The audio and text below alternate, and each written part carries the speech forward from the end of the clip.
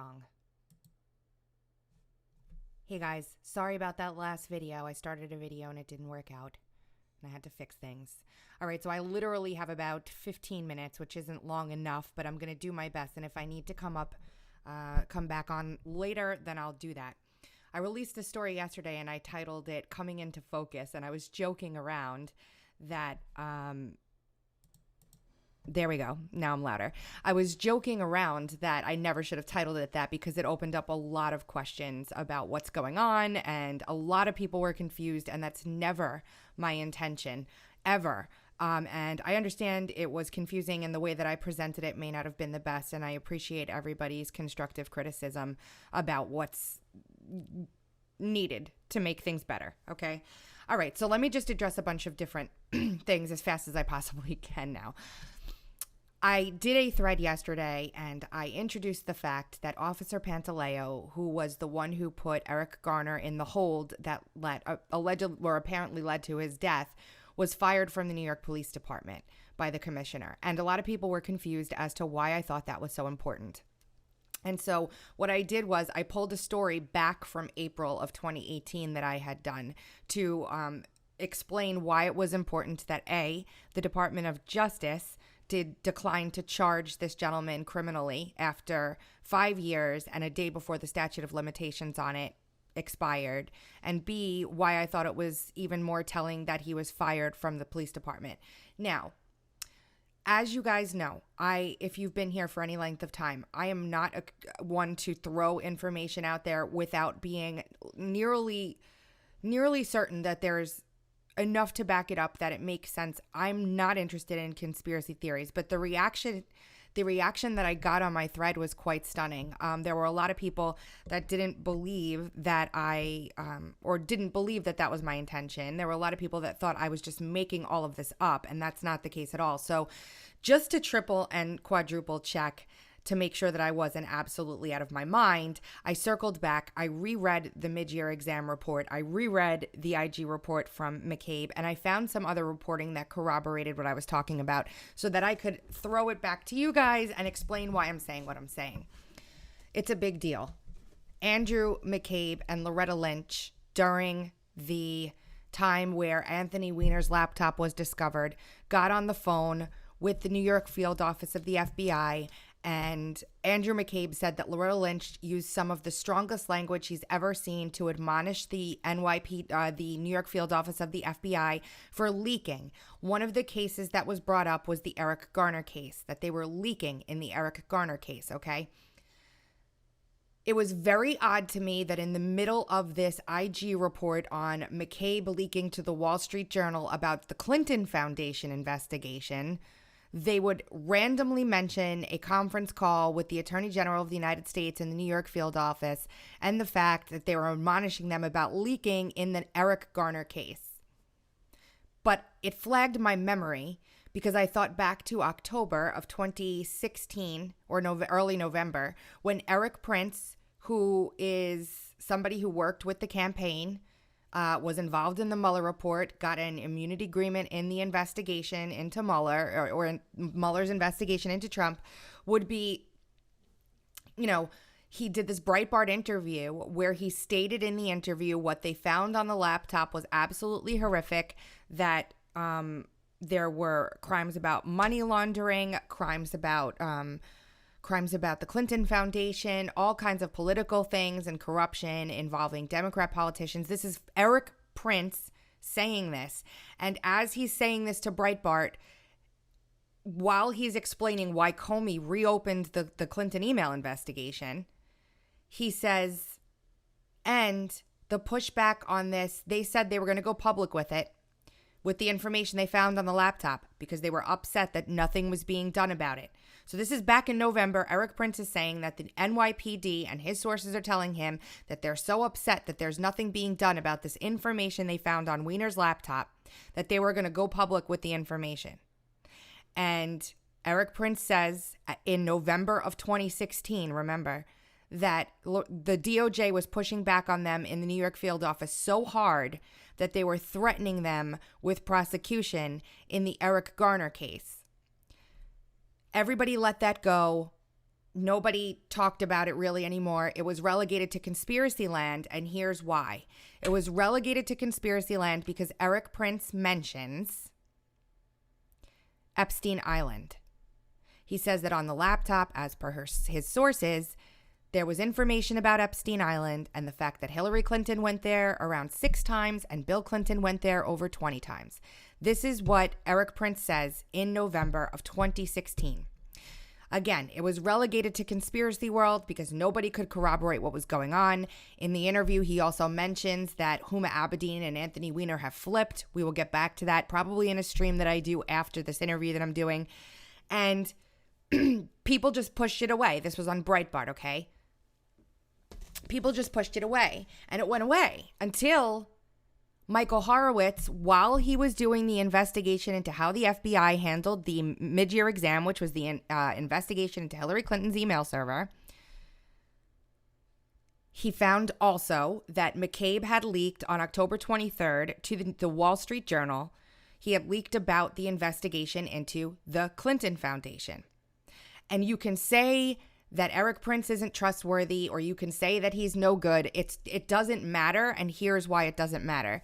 When Michael Horowitz did the investigation into McCabe's leak, McCabe told Horowitz that they had called the New York field office. He was trying to pawn the leaks off onto the New York office. He called the New York office and he complained to them that there were leaks going on. He was admonishing them for the leaks. He was trying to pin the leaks that he had made on the New York field office.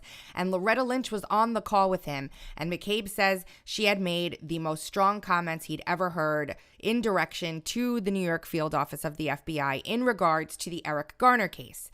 Again, Eric Prince had mentioned the Eric Garner case and the pushback from the DOJ back in November of 2016. Here we are in April of 2018 getting corroboration that the Attorney General of the United States of America was pushing on the New York field office of the FBI and using the Eric Garner case. I took that and I said, well, there's corroboration of what Eric Prince was saying, because he obviously knew that they had talked, that the DOJ had talked to the field office, because he reported the same thing years earlier that Horowitz was now putting out to the public in an IG report. So I wanted to look a little more closely at all of it. And when I did, I found that Loretta Lynch had swapped out the team investigating the Eric Garner case on the federal level days before this call. And there's reporting about this. Justice Department shakes up inquiry into Garner chokehold case. This was right before the call to the field office in the New York office that McCabe and Loretta Lynch made. So here we have reports from Eric Prince that Loretta Lynch and the DOJ are threatening the New York field office in the Garner case. And then right before that call, we have Loretta Lynch taking the investigative team that was doing that investigation off of the case and completely replacing the team from New York with new agents. So, in other words, let me get agents that I know are friendly to me into this situation so that they can then go ahead and do what they were, what I need them to do. He held it over them as leverage. And I've spoken to a lot of police officers who, they're the bond here. These are murder charges that are looking to be dropped down. And you don't just go and, no police officer wants their brother to be indicted for a murder they didn't commit. It was a very bad situation to be in. Okay. So what does this have to do with anything that I said yesterday to rehash the story? Very quickly, all it has to do with is that there was never a decision made in that criminal case, in criminal investigation against Officer Pantaleo. It went to the Barr DOJ. It was open from the Lynch DOJ. It started when Loretta Lynch was actually U.S. attorney in New York.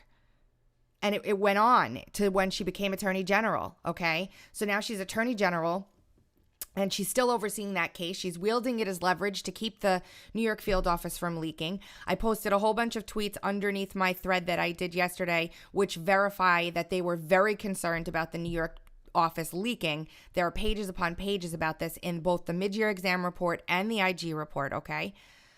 The IG report that I referenced, which I've shared with everybody. And Barr gets this case, Epstein is arrested on July 6th. And 10 days later, the Barr Justice Department determines they are not going to criminally charge Officer Pantaleo in the death of Eric Garner, 10 days after Epstein is arrested. Epstein is mentioned on the laptop. Do I have solid proof that Barr told anybody that this is the decision that he made, and that do I have solid proof that Pantaleo had anything to do with Epstein's arrest, or that the Wiener laptop had anything to do with it? I don't have solid proof of it, no. But when you take all of these overwhelming facts and you put them together in front of you on the table and look at them, there is a story there. And I feel very confident about that. And you guys know me, and I would not be talking about this in this way if I didn't feel very confident about it. If it turns out that I'm wrong, by all means, I will clarify, I will retract, I will grovel, I will apologize, I will cry, I will do all of these things. I'm not there. There's no reason for me to be. So the next thing that everybody was asking is how come, what's going on with these officer suicides then? Did this have anything to do with it? And when they started back in the day, and I have like 2 more minutes, so I'm going to do this quick. When the suicides started back in the day, like months ago, I started investigating their precincts and their locations. And I was unable to tie them at all in any way, shape, or form to the Wiener laptop. And at the time, I described how big the Justice Department is. I mean, the New York Police Department is. How many boroughs it encompasses, the square miles, the amount of officers. There is a former NYPD detective who also stepped up and said the same thing.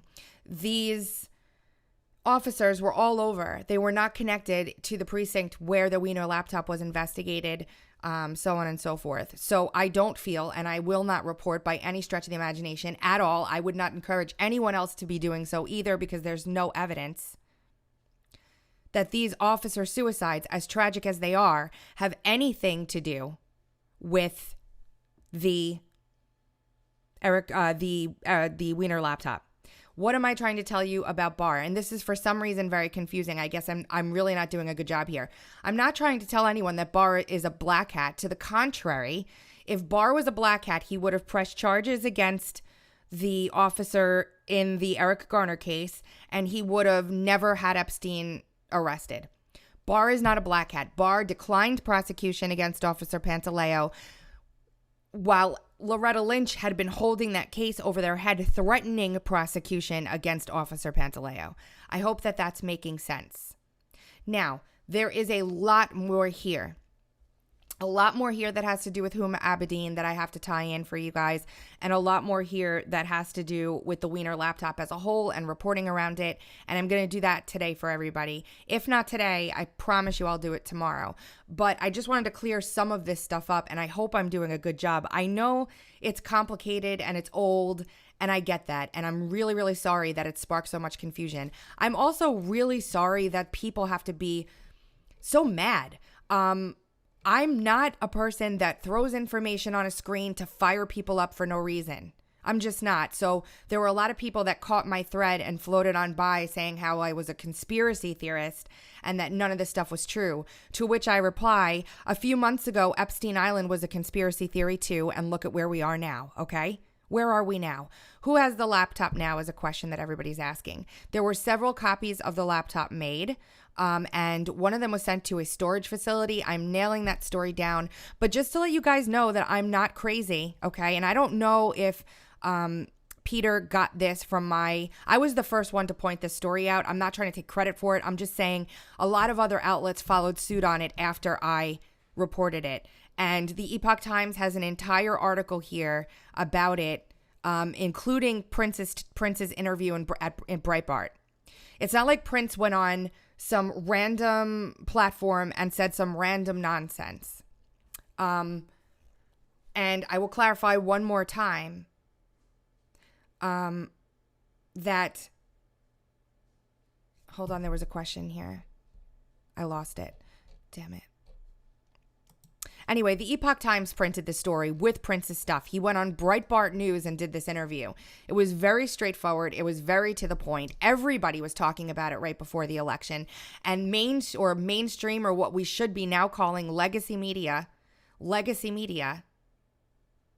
is now saying it's all a conspiracy and did at the time as well. And as soon as all that stuff came out, if you remember, right around that time, there were all the political lawsuits in regards to Trump and Epstein by Jane Doe defendants that were dismissed with prejudice. I'm just saying. There were no charges, criminal charges pressed against Officer Pantaleo. He lost his pension. If you watch, there was a press conference done by, I believe it was the Police Benevolent Association, who supports the police officers, that I tweeted on my page yesterday. If you watch that, this is a very strange circumstance because 3 days ago, he had a deal, Pantaleo, where he would get his pension and walk away into the sunset and he would be, taken care of. All of a sudden, out of nowhere, they completely yanked that deal and fired him. So there's something very interesting here going on, and I'm still getting to the bottom of it. I really, really don't mean to confuse people. It is the antithesis of what my job is. So I apologize if what I said yesterday was overly confusing. What I'm trying to do today is clear that stuff up and add to it. If you guys need me to come on here and talk about this again, I'd be glad to. So just let me know in the comments. Let me know what you guys need. And before I go, I accept constructive criticism. I grow from it. I think it's wonderful. If you're going to be a nasty POS, just bite your tongue and take it somewhere else, because I don't have any time to read your nasty ass comments. I think it's ridiculous and a waste of everybody's time. So if you're not going to be constructive, just keep your mouth shut. And that's just my request. Now, I doubt that'll happen, but it's my request. Anyway, if you guys appreciate the work I do and you'd like to become a patron, I'd be honored to have you. You can find me on Patreon at patreon.com/TracyBeans with a Z. PayPal address is paypal.me/TracyBeans. I appreciate all your support. It allows me to keep doing this for you guys. Again, let me know if you need more. I will be back. You haven't heard the last of me yet. Hopefully this helped. I will talk to you soon.